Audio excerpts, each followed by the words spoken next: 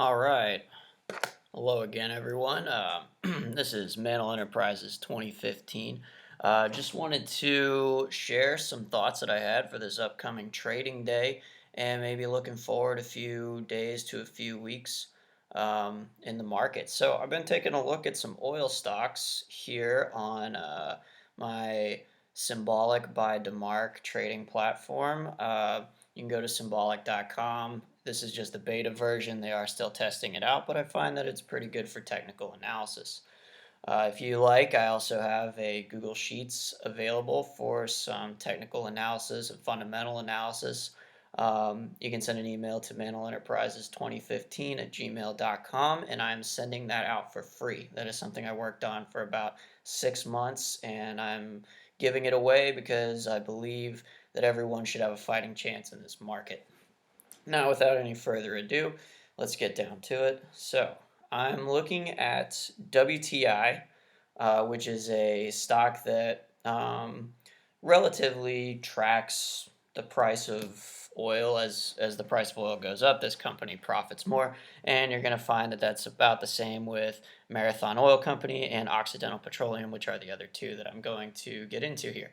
So, what I've got on my chart is I've got WTI pulled up. I've got in yellow the 20-day moving average, in red the 50-day moving average, so 50-day, 20-day, and I've got some chart pattern, some candlestick patterns right there.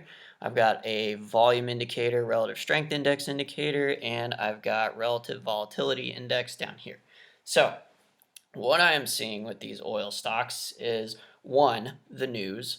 So there are states that are starting to open. Demand for oil will start to increase as airlines start flying, more cars are driving, and in general, as we use more of the oil that we've had. I mean, they had this huge surplus from the global slowdown, shutting down airlines.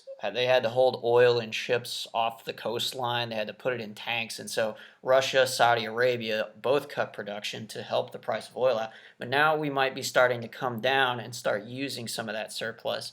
And we might actually, the demand may actually surpass the supply because we've made those production cuts worldwide. So the three stocks I'm watching again are WTI, OXY, and MRO.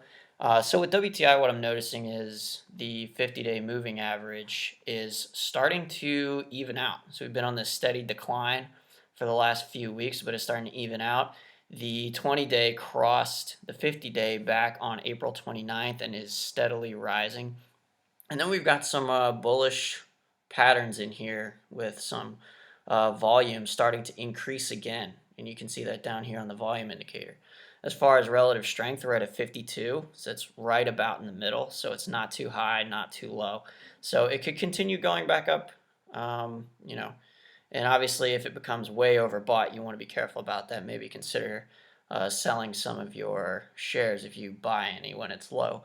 And then for relative volatility, we've got low volatility. It has increased just a little bit, but it is basically in a good position to start rising again. And that kind of is tracking with what's in the news and what's going on here in the chart. So I like that correlation, and I'm into WTI right about where it's at right now at about $2.55 a share. So I'm neither up nor down on it at this moment. And we'll go over to Marathon. All right, and so with Marathon, we're a little bit behind WTI, right? A little bit. The 50-day hasn't exactly evened out, but we are starting to see a little bit of a bump in volume. The relative strength index is at about 56, so not too bad, and the volatility has started to decrease. So what I'm seeing is that if the short-term trend continues to rise, the long-term trend will even out, and then we'll be about where WTI is.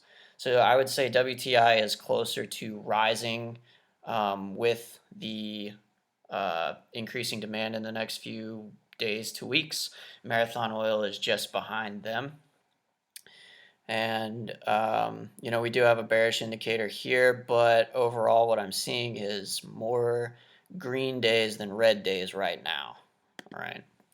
We'll go over to Occidental. Occidental Petroleum took a huge hit after some internal financial debt and leadership issues. I think they were at like 50 something dollars a share. They dropped a lot. They're now trading around 13. I think I'm into this stock a little high.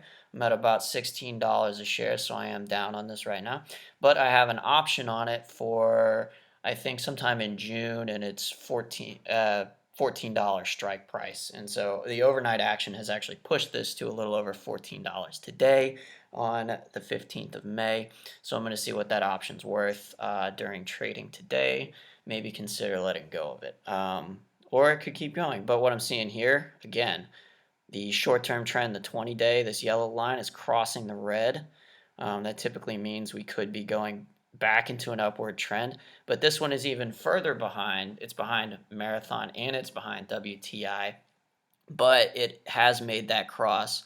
We do have a good start with some bullish signals coming up in here. You can see that it probably the 20-day moving average bottomed out on April 3rd, and it's kind of been slowly but steadily climbing again. And this one's even under 50 for the relative strength index. So this could be a good time to get in. It might continue down a little bit before it starts to track the 20-day moving average a little bit better.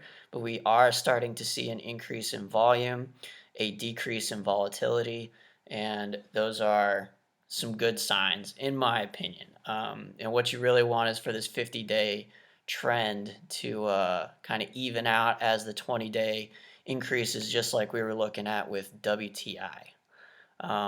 So I'm excited about these three. I have some money that I may be deploying today, but I am not a financial advisor. This is not financial advice. Please do your own due diligence.